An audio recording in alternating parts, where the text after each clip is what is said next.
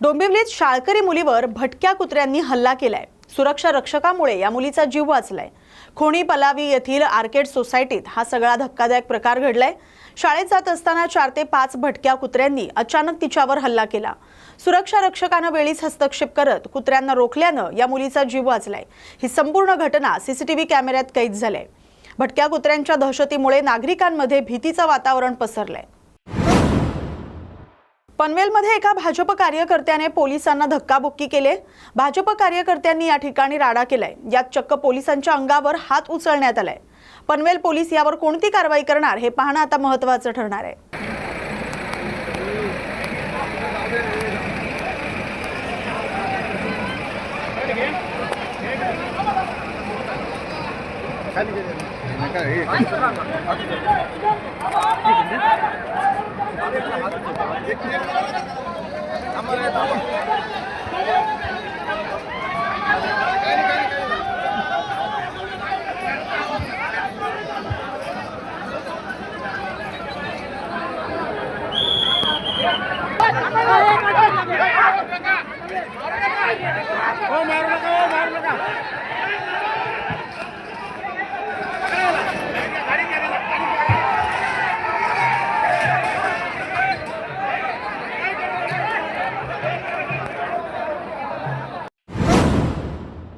कल्याणमध्ये नगरसेवकांनी अधिकाऱ्यांसोबत रस्ता पाहणी केली। बिल्डरच्या सोयीसाठी नागरिकांचा रस्ता अडवलाय असा आरोप केडीएमसी अधिकाऱ्यांवर शिवसेना शिंदे गटाचे नगरसेवक महेश गायकवाड यांनी केलाय।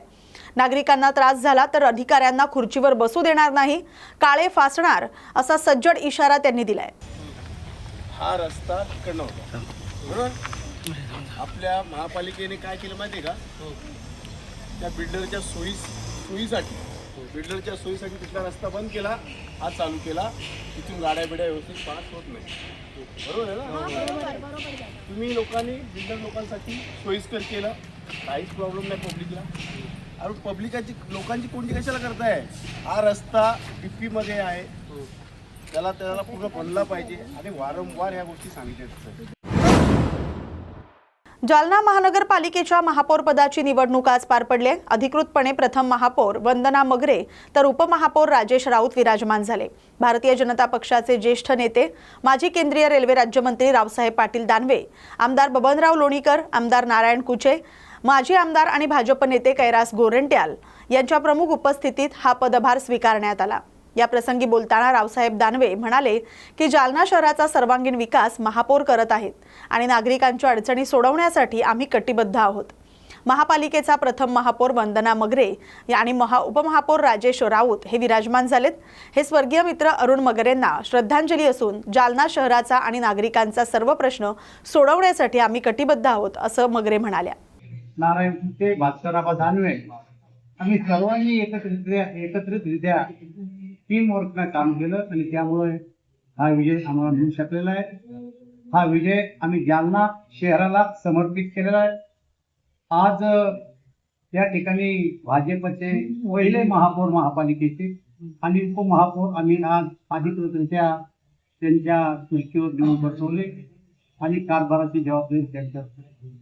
मला असं वाटतं की या जालना जिल्ह्यातली जनतेच्या आणि शहरातील जनतेच्या ज्या काही अपेक्षा आहेत त्या अपेक्षेची आम्हाला जाणीव आहे आणि पुढच्या काळात मग वीज असेल, पाणी असेल, रस्ते असेल, आरोग्य असेल किंवा जालना शहराची स्वच्छता असेल, या सर्व बाबीकडे आणि बारकाईने लक्ष देऊन या समस्या सोडवण्याचा भविष्यात आम्ही विचार करणार। नगरपालिकेचं उत्पन्न कसं वाढेल यावरही लक्ष देणार आहे। याशिवाय शासनाकडून जो काही निधी या शहरासाठी आणता येईल तोही आणून या शहराचा विकास आम्ही करू आणि जालना फर्स्ट अशी टॅगलाईन देऊन आम्ही या शहरातले कामं करू अशी मी अपेक्षा व्यक्त करतो। आज राज्यातील जिल्हा परिषद आणि पंचायत समिती निवडणुकांचे निकाल देखील जाहीर होत आहेत। भाजपला यात मोठा यश संपादित झाले। आपल्याला माहिती आहे की आता या 6 महिन्यामध्ये नगरपालिका, नगरपंचायता, महापालिका आणि जिल्हा परिषदा या संपूर्ण निवडणुकीमध्ये या राज्यामध्ये भारतीय जनता पक्ष हा नंबर 1चा पक्ष ठरलेला आहे। नगरपालिकेमध्ये सुद्धा, महापालिकेमध्ये सुद्धा आणि आज जे निकाल आपल्या हाती येत आहेत त्या निकालावरून जवळपास 12 नगर महापालिकेच्या जिल्हा परिषदच्या निवडणुका आहेत. त्यापैकी मी जोपर्यंत न्यूज ऐकत होतो तोपर्यंत 7 महापालिकेवर भारतीय जनता पक्षानं आपला झेंडा बांधलेला आहे आणि मला असं वाटतं काही निकाल येणं अजून बाकी आहे. अन्य काही ठिकाणी अजूनही भाजप जिंकेल असा मला स्वतःला विश्वास आहे. या देशाचे प्रधानमंत्री नरेंद्र मोदी, या राज्याचे मुख्यमंत्री देवेंद्र फडणवीस यांनी जे काही ग्रासरूट लोक काम केले त्या कामाचा एक परिणाम, सकारात्मक परिणाम या राज्यातल्या जनतेवर झाले आणि त्यामुळं भारतीय जनता पक्ष हा बहुमतात हिंदी बताएगा. राज्यात 10 फेब्रुवारीपासून सुरू होत असलेल्या 12वीच्या बोर्ड परीक्षांसाठी शिक्षण विभागानं कडक तयारी केली आहे. परीक्षा कॉपीमुक्त आणि सुरळीत पार पडावी यासाठी सर्व यंत्रणा सज्ज करण्यात आल्यात. चोपडा तालुक्यात एकूण 7 परीक्षा केंद्रांवर 3737 विद्यार्थी 12वीच्या परीक्षेसाठी प्रविष्ट झालेत. या परीक्षा केंद्रांमध्ये आडावद, चोपडा महाविद्यालय, प्रताप विद्या मंदिर, बालमोहन हातेड, कर्जाने यांचा समावेश असून आदिवासी विद्यार्थ्यांसाठी 17 सेन आणि कर्जाने इथं विशेष व्यवस्था करण्यात आली. चोपडा तालुक्यातील 7ही परीक्षा केंद्रांवर बैठक पथक नेमण्यात आले. गटविकास अधिकारी, तहसील कार्यालय, गट शिक्षण अधिकारी तसंच जिल्हास्तरीय भरारी पथक यांचे कडक नियंत्रण राहणार आहे. चोपडा तालुक्यातील सर्व 7ही परीक्षा केंद्रांवर सीसीटीव्ही कॅमेरे कार्यान्वित असल्याची माहिती प्रभारी गट शिक्षणाधिकारी अजित पाटील यांनी दिली आहे. 12वीची बोर्ड परीक्षा चोपडा तालुक्यात 7 केंद्रांवर होते आहे. त्याच्यामध्ये एकूण 3737 विद्यार्थी प्रविष्ट झालेले आहेत. परीक्षा कॉपीमुक्तसाठी आपण काय नियोजन केलेलं आहे? भरारी पथक आणि बैठक पथक संदर्भात कसे नियोजन आहे? परीक्षा कॉपीमुक्त व्हावी म्हणून सर्व 7ही केंद्रांवर CCTV प्रत्येक परीक्षा हॉलमध्ये CCTV कॅमेरे बसवण्यात आलेले आहेत. तसेच बैठक पथक प्रत्येक केंद्रावर नेमणूक करण्यात आलेली आहे आणि भरारी पथक पण नेमणूक करण्यात आलेली आहे. ते त्या केंद्रांना भेट देणार आहेत. भरारी पथकमध्ये कुठल्या विभागाचे सहभाग आहेत? आता पंचायत समिती स्तरावर BDO साहेब यांच्या नेतृत्वामध्ये एक भरारी पथक असणार आहे आणि एक तहसील कचेरी कार्यालयाकडनं एक भरारी पथक असणार आहे. ज्या ठिकाणी CCTV कॅमेऱ्याने त्या ठिकाणी कर्मचाऱ्यांची अदलाबदला करण्यात येणार आहे का? ज्या ठिकाणी CCTV कॅमेरे बसवलेले नाही त्या ठिकाणी कर्मचाऱ्यांची अदलाबदल करण्यासाठी सुचवण्यात आलेले होते. परंतु चोपडा तालुक्यामध्ये सर्व 7ही केंद्रांवर CCTV कॅमेरे बसवण्यात आलेले आहेत. त्यामुळे कर्मचाऱ्यांची अदलाबदल काही करण्याची आवश्यकता नाही. नवी मुंबईतील धक्कादायक घटना समोर आली आहे. मानखुर्द येथील रहिवासी संदेश पाष्टे मागील काही वर्षांपासून मुंबईतील अंधेरी स्थित सिद्धी नर्सिंग होममध्ये वॉर्डबॉय म्हणून काम करत होता. त्यानं वाशी येथील 21 वर्षीय तरुणीला मासिक पाळी अडचणीच्या संदर्भात चुकीचं इंजेक्शन दिल्यामुळे तिला इन्फेक्शन झालं आणि तिचा मृत्यू झालाय.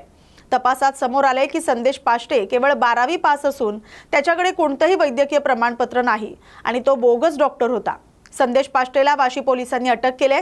पोलीस यापूर्वी त्याने कोणता उपचार केलेत किंवा कोणाच्या सहकार्याने तो अवैध काम करत होता याचा तपास करत आहेत.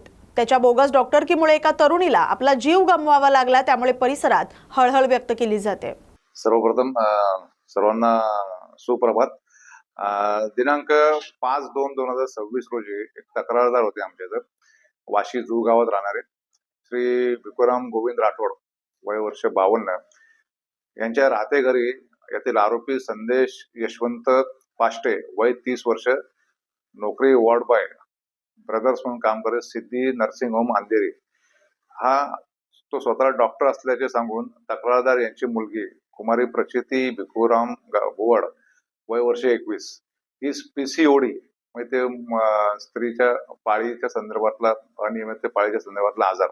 तर या आजारावर उपचार करण्याकरता घरी येऊन स्वतःजवळ त्यांनी एमिसेट इंजेक्शन आणि डायनापर इंजेक्शन हे वेन फ्लो द्वारे त्यांना दिले होते आणि त्यामुळे कुमारी प्रचिती भुवड ही इन्फेक्शन होऊन ते मृत्यूस कारणीभूत झाली होती.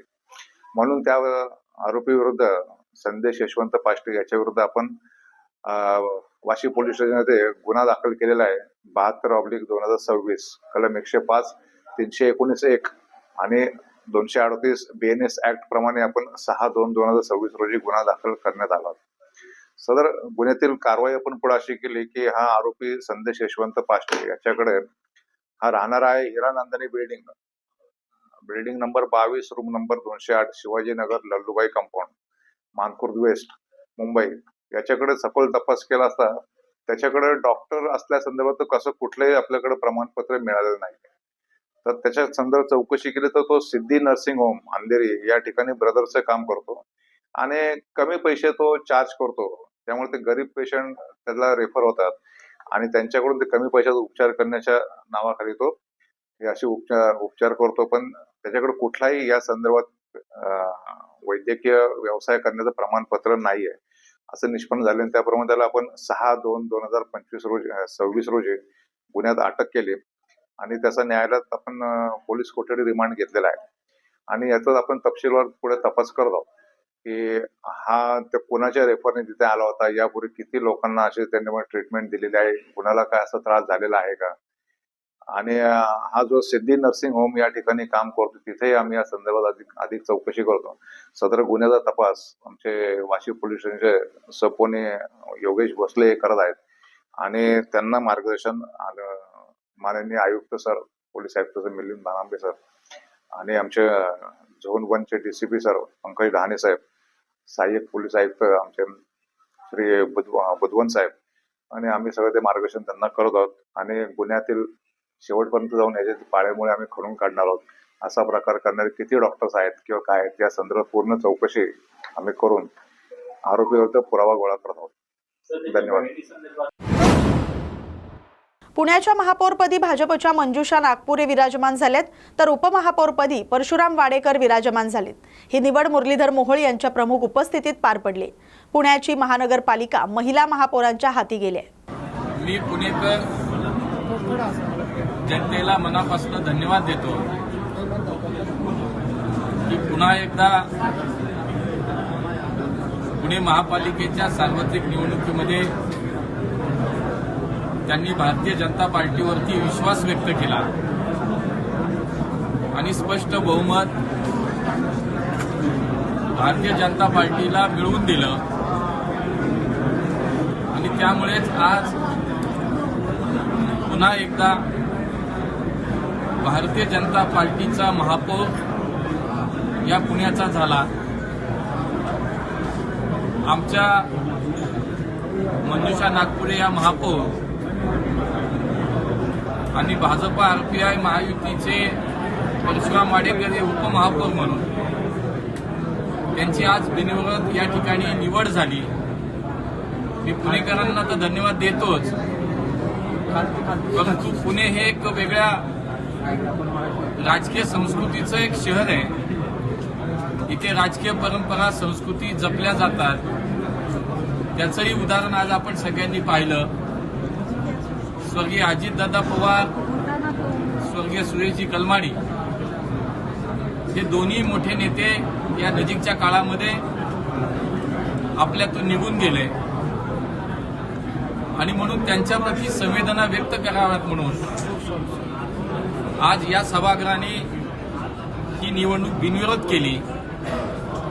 म्हणून मी सर्व पक्षाचे पक्षनेते, आमचे पक्षनेते गणेश बिडकर असतील, राष्ट्रवादीचे गटनेते निलेश निकम असतील, काँग्रेसचे गटनेते चंदुशेठ कदम असतील, सभागृहातले सर्वच वरिष्ठ सभासद यांनी जाणीवपूर्वक हा निर्णय केला आणि पुणे महानगरपालिकेची महापौरपदाची उपमहापौरपदाची निवडणूक ही बिनविरोध झाली.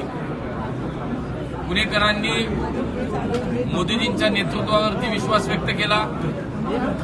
पुणेकरांनी देवेंद्रजींच्या नेतृत्वावरती विश्वास व्यक्त केला आणि पुन्हा एकदा सेवा करण्याची संधी आम्हाला दिली. गेले मागचे 3-4 वर्ष पुणे महापालिकेचा कारभार हा लोकप्रतिनिधी नसल्यानं प्रशासकाच्या माध्यमातून चालू होता आणि त्यामुळे निश्चितपणे सर्वसामान्य माणूस त्याच्या दैनंदिन समस्या आणि या पुण्याच्या भविष्याचे मोठे प्रकल्प याच्यासाठीचे सुद्धा काही धोरणात्मक निर्णय होत नव्हते. समस्येला नेमका नागरिकांना कुठं जावं हा एक प्रश्न होता. आता मात्र नगरसेवक आले, महानगरपालिकेतले पदाधिकारी सुद्धा आता आले. त्यामुळे पुणेकरांना आपल्या आता दैनंदिन प्रश्न समस्या या सोडवण्यासाठी मदत होईलच. परंतु या शहराच्या भविष्याचा विचार करता काही मोठे धोरणात्मक निर्णय पुढच्या काळात घेतले जातील. पुणे हे देशातील अव्वल स्थानावरचं शहर आम्हाला सगळ्यांना बनवायचं आहे आणि त्यामुळे या पुण्यातले अनेक काही प्रश्न असतील. पुढच्या 50-100 वर्षाचा विचार करून भविष्याचे काही विषय असतील. हे पुणेकरांनी ज्या अपेक्षेने आम्हाला निवडून दिले, पुणेकरांनी ज्या विश्वासानं आम्हाला या ठिकाणी आज पुन्हा काम करायची संधी दिली आहे, त्यामुळे ही निवडणूक आम्ही जिंकलो, परंतु ती जबाबदारी म्हणून आम्ही त्याच्याकडे पाहतो, एक आमचं कर्तव्य म्हणून पाहतो. त्यामुळे पुणेकरांनी आमच्याकडनं ज्या ज्या अपेक्षा व्यक्त केल्या, ज्या भावना पुणेकरांच्या आहेत, त्या निश्चितपणे जो विश्वास व्यक्त केला तो सार्थ करण्याचा ठरवण्याचा प्रामाणिक प्रयत्न भारतीय जनता पार्टी म्हणून आम्ही सगळे महानगरपालिकेतील आमचे सर्व पदाधिकारी निश्चितपणे करतील, हा मला विश्वास आणि त्यासाठी आम्ही प्रामाणिक प्रयत्न करू. महाविकास आघाडीसाठी वाईट निकाल आलेत, त्यांनी आत्मपरीक्षण केलं पाहिजे असा टोला चंद्रशेखर बावनकुळे यांनी लगावलाय. भाजप हा महाराष्ट्रात एक नंबरचा पक्ष ठरेल असं यापूर्वी बोललो होतो. महानगरपालिकाप्रमाणेच जिल्हा परिषद सुद्धा जवळपास 8 जागेवर भाजपचे अध्यक्ष असतील. निवडणूक प्रचारादरम्यान ग्रामीण जनता राज्याचं आणि केंद्र सरकारच्या पाठीशी उभी राहिली असं ते म्हणालेत. महाविकास आघाडी खाली गेली आहे. आता टीका टिप्पणीवर महाराष्ट्राची जनता मत देत नाही तर विकासाला मतदान करते.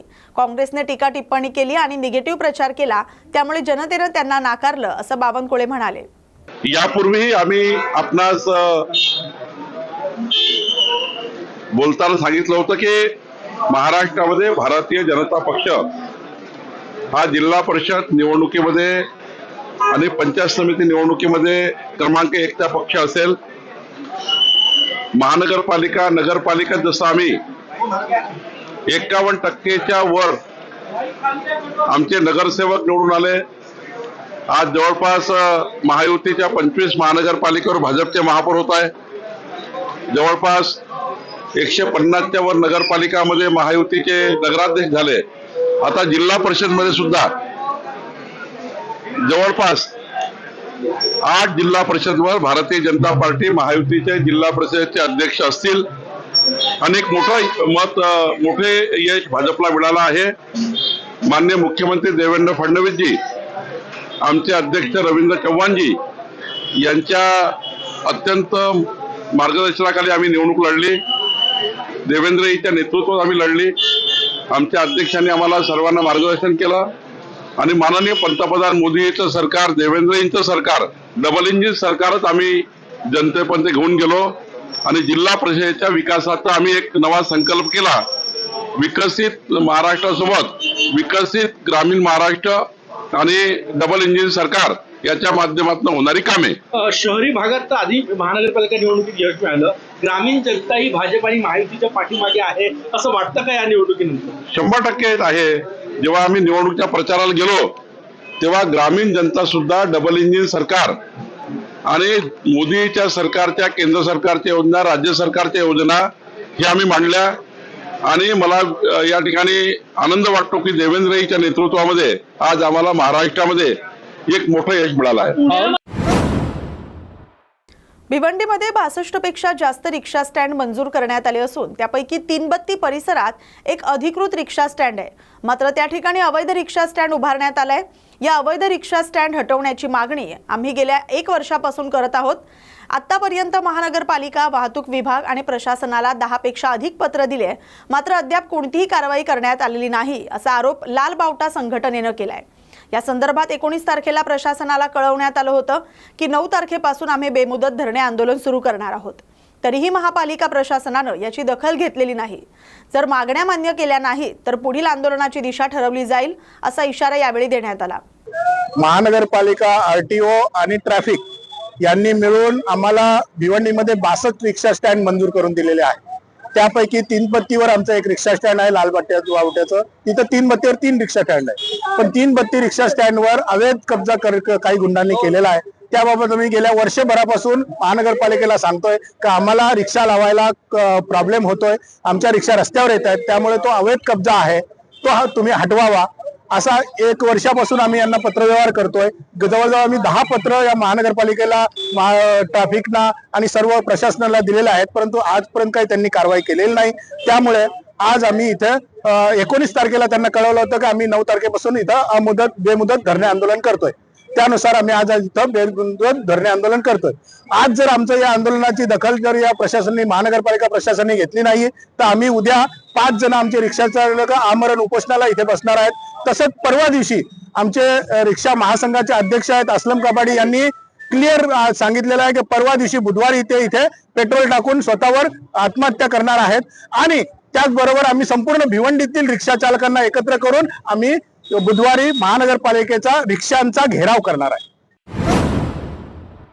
अजित पवार अपघात प्रकरणात फडणवीसांनी पत्र लिहिण्यापलीकडे चौकशी संदर्भात काही केलं नाही असा आरोप काँग्रेस प्रदेशाध्यक्ष हर्षवर्धन सपकाळ यांनी केलाय. काही ठिकाणी आम्ही आघाडीतील मित्र पक्षांसोबत लढलो तर काही ठिकाणी नव्यानं मित्र बनलेले समविचारी पक्षांसोबत लढलो.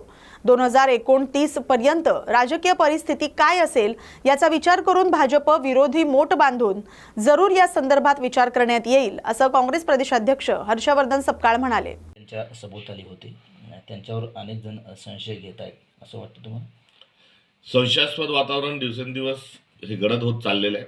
वास्तविक पाहता अपघाताला 10 दिवसाच्या वर कालावधी झाल्यानंतर देखील अद्यापपर्यंत ब्लॅक बॉक्सच्या अनुषंगानं माहिती समोर न येणे, तांत्रिक अहवाल न येणे, शेवटचं पायलटचं आणि ग्राउंड स्टाफचं संभाषण हे समोर न येणे, या सगळ्या ज्या गोष्टी आहेत या सगळ्या गोष्टी अनुत्तरित असल्यामुळे संशय येणं स्वाभाविक आहे. मुद्दा हा आहे की व्हिजिबिलिटी नसल्यामुळे ॲक्सिडेंट झाला असं एक खोटं बोलण्याचा प्रयत्न हा सुरुवातीला झाला आणि तेव्हापासून तर 6 चे 5 कसे झाले, निळ्या पॅन्टमधला कोणी माणूस हा बाहेर येऊ पाहत होता, तर बॉम्बस्फोट झाला, अशा प्रकारच्या सगळ्या माहिती समोर येणे म्हणजे हा संशय बळकावणे आहे. खरोखर वास्तविक पाहता ताबडतोबीनं या सर्व गोष्टींचा पर्दाफाश होणं आवश्यक होतं. मात्र फडणवीसांनी पत्र लिहिण्याच्या पलीकडे या चौकशीसाठी काहीच का केलं नाही हा यावेळेस कळीचा मुद्दा आहे. दादा, एकला चलोरीची भूमिका काँग्रेसची आहे असे सूत्राकडून माहिती मिळते. नेमके काय प्रकारे आणि काय सत्यता आहे त्यामध्ये? महाविकास आघाडीतून बाहेर पडणार का तुम्ही? 2019ला विशिष्ट राजकीय परिस्थितीमध्ये महाविकास आघाडी निर्माण झाली होती. नंतर 2024 येता येता देशभरातल्या भाजप विरोधी पक्षांची मोड बांधत असताना इंडिया अलायन्स हे राष्ट्रीय स्तरावर गठीत झालं होतं आणि इंडिया अलायन्स मवय यांच्या माध्यमातून आम्ही विधानसभा आणि लोकसभा निवडणुका सोबत लढलो. त्यानंतरच्या होत असणाऱ्या स्थानिक स्वराज्य संस्थांच्या निवडणुकीत आघाडीचे युतीचे अधिकार आम्ही स्थानिक पातळीवर दिले. बऱ्याचशा ठिकाणी आम्ही स्वबळावर लढलो, काही ठिकाणी आम्ही महाविकास आघाडीच्या आणि इंडिया अलायन्सच्या प्रतिनिधींच्या सोबत लढलो, तर काही ठिकाणी आम्ही नव्याने जोडलेल्या मित्रपक्षांच्या अनुषंगाने ही निवडणूक लढलेलो आहे. त्यामुळे येणाऱ्या निवडणुका ह्या 2029ला आहे आणि 2029 पर्यंत राजकीय परिस्थिती काय असेल त्या अनुषंगानं त्याचा साधक बाधक विचार करून संविधानवादी सर्व एकत्र करण्याच्या अनुषंगानं आणि भाजपातील सर्व विरोधकांची मोठ बांधणे हे आवश्यक असल्यास जरूर 2029ला त्याचा विचार करण्यात येईल. तुर्तास 2029 पर्यंत बराच वेळ आहे. स्थानिक स्वराज्य संस्थांच्या निवडणुकीच्या अनुषंगानं काँग्रेस पक्षाने स्वतःची ताकद ही वाढवण्याचा जरूर प्रयत्न केला आहे. शेवटी अनेक दिवसांच्या आघाडीच्या अनुषंगानं कुठे ना कुठे आम्हाला 2 पावलं मागे जावं लागलं होतं, ही देखील वस्तुस्थिती होती. त्यामुळे आम्ही आमचा संघटनात्मक आणि वैचारिक जो संदर्भ विस्ताराचा आहे तो घेऊन सध्या तुर्तास आम्ही काम करत आहोत. राज्यात उद्यापासून 12वीच्या परीक्षा सुरू होणार आहेत. यावर्षी परीक्षा सुरळीत आणि निर्भीड वातावरणात कॉपीमुक्त होण्यासाठी बोर्डानं कंबर कसली आहे. गोंदिया जिल्ह्यातील ज्या शाळांमध्ये 10वी आणि 12वीच्या परीक्षा केंद्र राहणार आहेत त्या परीक्षा केंद्रांवर जय्यत तयारी करण्यात आली. विद्यार्थ्यांना आनंददायी, निर्भीड वातावरणात आणि सुरळीतपणे परीक्षा व्हावी यासाठी शाळांनी तयारी केली आहे. सर्व सीसीटीव्ही कॅमेऱ्याच्या माध्यमातून कॉपीयुक्त अभियानासाठी परीक्षा केंद्र सज्ज झालेत. भयमुक्त वातावरणात परीक्षा घेण्यासाठी आणि कोणत्याही प्रकारच्या अनुचित प्रकार होणार नाही याची खबरदारी परीक्षा केंद्रांनी घेतली आहे. त्यामुळे जिल्ह्यात शांततेच्या मार्गानं परीक्षा होणार आणि ज्या केंद्रावर अनुचित प्रकार घडतो त्यावर प्रशासन पथकांची नजर राहणार आहे. मागील 4 वर्षापासून आमच्या शाळेत इथं CBSE बोर्ड अंतर्गत म्हणजे 10वी आणि 12वीच्या विद्यार्थ्यांसाठी दिलेलं म्हणजे परीक्षा केंद्र आमच्याकडे आहे आणि यासाठी दरवर्षीप्रमाणे याही वर्षी आमच्याकडे CS म्हणजे सेंटर सुप्रिटेंडेंट जे आहेत ते गोंदिया जिल्ह्यातील विद्या पब्लिक स्कूल येथील महिला कर्मचारी आहेत व आमच्याकडचे नियुक्त जे PGT इंग्लिश आहेत विजयकुमार मोरे सर हे डेप्युटी CS आहेत. परीक्षेच्या संदर्भात ज्या काही गाईडलाईन्स CBSE मार्फत आलेल्या आहेत त्या सर्व गाईडलाईन्सचं आम्ही तंतोतंत पालन करणार आहोत.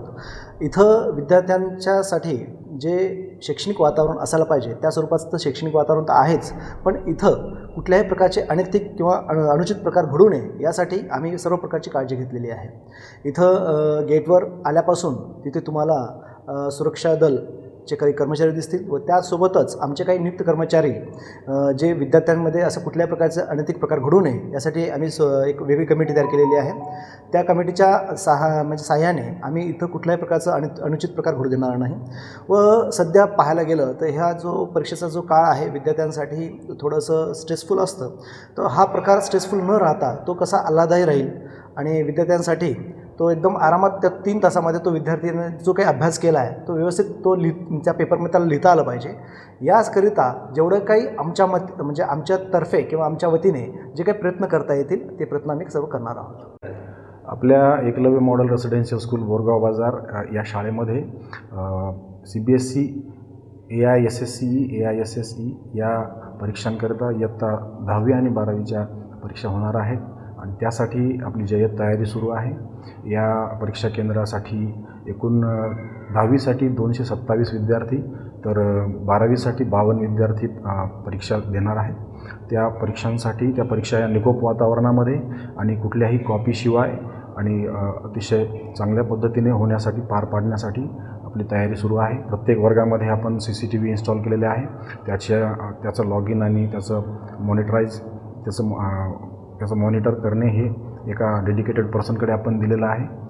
त्याचबरोबर गेटच्या आत प्रवेश करत असताना देखील आपण फ्रिस्किंगसाठी एक महिला कर्मचारी विद्यार्थिनींकरता आणि शिक्षक कर्मचारी हे विद्यार्थ्यांकरिता त्यांच्या तपासणीसाठी किंवा त्यांची चेकिंग करण्यासाठी आपण तिथे नियुक्त करणार आहोत. आणि पूर्ण परीक्षा ह्या निकोप वातावरणात कशा पार पाडतील, विदाऊट कॉपी कशा पार पडतील याबाबत आपण खबरदारी घेणार आहोत. मुंबई महानगरपालिकेतील काँग्रेस पक्ष कार्यालयाची पाहणी करण्यासाठी काँग्रेसचे प्रमुख नेते आणि नवनिर्वाचित नगरसेवक उपस्थित होते. आमची खूप मोठी अपेक्षा आहे, मुंबईकरांसाठी काम करायचे. आम्ही आयुक्तांना पत्र लिहिलं होतं, आमचं जुनं कार्यालय आम्हाला देण्यात यावं. तेव्हा आयुक्तांनी कळवलं होतं की हे कार्यालय शिंदे यांच्या शिवसेनेला देण्यात आलं होतं, पण पुन्हा आम्हाला ते देण्यात आलंय, असं काँग्रेसचे गटनेते अशरफ आझमी यांनी सांगितलंय. आता आम्ही इथंच बसून मुंबईकरांचे प्रश्न सोडवू, लोकांच्या हितासाठी काँग्रेस भांडणार, येत्या काळात आम्ही प्रत्येक मुद्द्यावर बोलणार, असंही ते म्हणालेत. आमची खूप मोठी अपेक्षा आहे, इथे या कार्यालयामध्ये बसून आम्ही मुंबईसाठी काम करणार आणि मुंबईकरांचे प्रश्न मिटवण्यासाठी आम्ही खूप प्रयास करणार. त्यासाठी आम्ही आज आलेलो आहे. आणि जे पण तुम्ही सांगत आहे याच्यापूर्वी आम्ही पत्र लिहिले होते आयुक्तांना की आम्हाला ते आमची जी कार्यालय होती 1722ची ते आम्हाला परत द्यावी अशी विनंती आहे. त्याच्यानंतर त्यांनी मला कळवलं की मेंटेनन्सला की साहेब ही कार्यालय शिंदे सेनेसाठी त्यांनी मागितले आहे आणि आम्ही त्यांना देत आहोत, तुम्ही दुसरी कार्यालय आहे बघून घ्या घेऊन टाका. त्याच्यानंतर 3 दिवसापूर्वी आम्हाला परत फोन आला की साहेब तुमची हे कार्यालय आम्ही परत तुमच्यासाठी तयार करत आहोत, तुम्ही बघून घ्या. तर आमचं असं म्हणणं आहे आणि आमचा असा विश्वास आहे की सगळ्यांची भावनाचा सन्मान आहे. म्हणजे आम्ही वास्तुशास्त्रासाठी काय बोलत नाही आहे, आम्हाला सगळ्यांच्या अभिमानात सन्मान आहे. पण आमचं असं म्हणणं आहे की महानगरपालिकाची इमारतचा कोना आमच्यासाठी पवित्र आहे आणि आम्ही इथे उभा राहून, इथे बसून, इथे भांडून मुंबईकरांचा प्रश्न मिटवण्यासाठी काम करत आहोत आणि करणार भविष्यामध्ये आमचं मत आहे. त्यामुळे आम्हाला खूप प्रश्न वी आर व्हेरी हॅपी की आम्हाला ते कार्यालय परत भेटला आणि ह्या कार्यालय भेटल्यासाठी आम्ही त्याचा धन्यवाद पण देतो. पण तुमच्या कानावर अशी काही चर्चा आली का की नेमकं कोणत्या कारणामुळे, काही विशिष्ट दिशेच्या कारणामुळे हे कार्यालय शिंदे सेनेकडनं नाकारण्यात आलं का? नाही, आमच्याकडे ते असं काय स्पष्टीकरण त्याने दिलेलं नाही. त्याने सांगितलं आहे की बाबा तुमच्यासाठी परत देत आहो, कारण ते सांगत आहे की वास्तुशास्त्राचा प्रश्न आहे काय ते. आणि परत मी सांगतो की त्या सगळ्यांची भावनाचा सन्मान आहे आम्हाला, पण आमच्यासाठी महानगरपालिकाची इमारतच्या कोण्या कापऱ्यात कुठे पण जागा आहे, एक इंच, प्रत्येक इंच जागा आमच्यासाठी पवित्र आहे. केवळ जागाच नाही तर काँग्रेसने यावेळच्या निवडणुकीमध्ये स्वबळावर लढून स्वतःची जागा सुद्धा दाखवली. एकीकडे तुम्ही जर बघाल तर भाजपने आपलं कार्यालय ताब्यात घेत असताना वास्तुशांती केलेली होती, वेगवेगळ्या पूजा या केलेल्या होत्या. आता वास्तूच्या दिशेनं ही जागा योग्य नाही अशा चर्चा होत आहेत.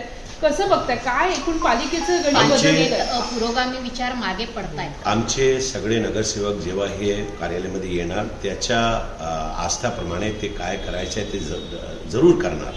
आमच्यासाठी प्रश्न हे आहे की आम्ही इथे बसून लोकांचे प्रश्न मिटवण्यासाठी काम करू शकतात की नाही? हो, करू शकतात, कारण 2017 ते 22 कालामध्ये आम्ही खूप भांडो होतो आणि महानगरपालिकामध्ये लोकांच्या प्रश्न मिटवण्यासाठी काँग्रेसने मुख्य भूमिका निभावली होती.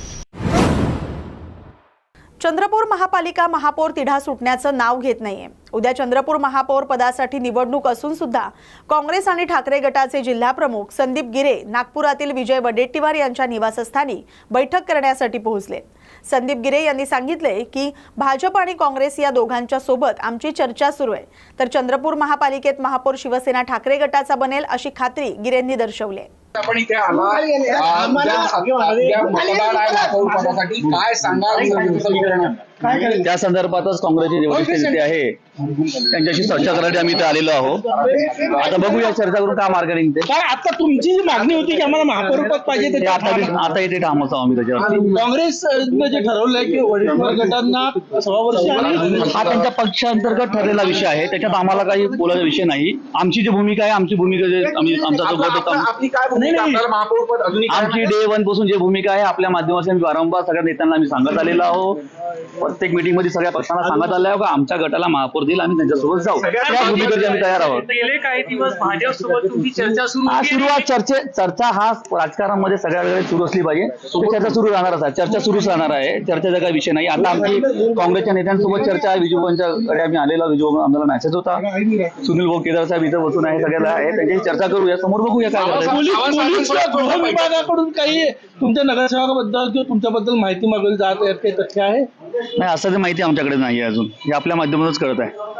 अरविंद सावंत यांच्यासोबत बैठक झाली होती, केदार साहेबांची बैठक झाली होती, त्यानंतर आता आपण सुद्धा इथे पोहोचलेले आहे. या सगळ्या पार्श्वभूमीवर असं म्हणता येईल युबीटी आता काँग्रेस सोबत जात आहे? नाही, आमची तर इच्छा पहिल्या दिवसापासून काँग्रेस सोबत जायची इच्छा होती. आता काँग्रेसने ठरवायचं तर आम्हाला सोबत जायचं का नाही घ्यायचं. आमची तर इच्छा आहे आम्ही महाविकास आघाडी म्हणून समोर जावं, परंतु आता काय होईल ते सत्य ठरवून. एक गट जो होता आपण जी नाराजी होती, एका गटासोबत जाण्यासाठी तयार होता, दुसऱ्या गटासोबत जाण्यासाठी तयार होता, ते सॉल्व्ह झालेलं आहे सगळं. जो विषय आहे तो आमचा अंतर्गत मॅटर आहे. आम्ही जो आमचा मॅटर आहे, आमचा जो विषय आहे ते आम्ही काँग्रेसच्या वरिष्ठ नेत्यापर्यंत मांडलेला आहे आणि आमचं जे काही आहे ते सगळ्या गोष्टी महापौर पदावर ठाम आहे का? हो, आम्ही महापौर पदावरसाठीच ठाम आहोत. डे 1 पासून आम्ही आताही आमची भूमिका हे महापौरसाठीच आहे. महापौर पद जो देईल आम्ही त्यांच्यासोबत जाऊ. त्या संदर्भात आम्ही काल पण सुनील भाऊ आणि केदार साहेब आणि विजू वडेट्टीवार यांची चर्चा झाली होती. इथंच आम्ही बसलो होतो. काल पण आपलं जे मत आहे त्यांच्यासमोर मांडलं आहे. आता ते काँग्रेसचे पूर्ण वरिष्ठ नेते समोर वरती बसले आहे. त्याच्या संदर्भात आता बाकीच्या काय तोडगा निघतं मी बघूया. किती नगरसेवक आता तुमच्यासोबत आहे? आम्ही 10च्या समोर पोहोचलेलो आहोत. आता मी तुम्हाला सांगितलं. तुम्हाला बोलवलं आहे की तुम्ही स्वतः आला? नाही, आम्हाला चंद्रपूरला कधी जाणार? विजूभाऊ वडेट्टीवारातर्फे आम्हाला आता बोलवणं आलं, त्यासाठी आम्ही इथं आलो. नगरसेवक आलो, सगळे नगरसेवक आलेलो आहोत. भाजपशी तुमचं मध्यंतरी बोलणं सुरू होतं, आताही सुरू आहे बोलणं सुरू आहे. उद्या कुणाचा महापौर बनेल काय म्हणतो तुम्ही? शिवसेनेचा उभट आहे, पुन्हा वंचित बहुजन आघाडीच्या गटाचा महापौर 100%. संदीप गिरे आपल्या सोबत. या बातमीसोबतच टी टाइम मध्ये वेळ झाला तर इथेच थांबण्याची. अशाच महत्त्वाच्या बातम्यांसाठी पाहत राहा न्यूज मराठी 24/7. नवा भारत, नवा विचार.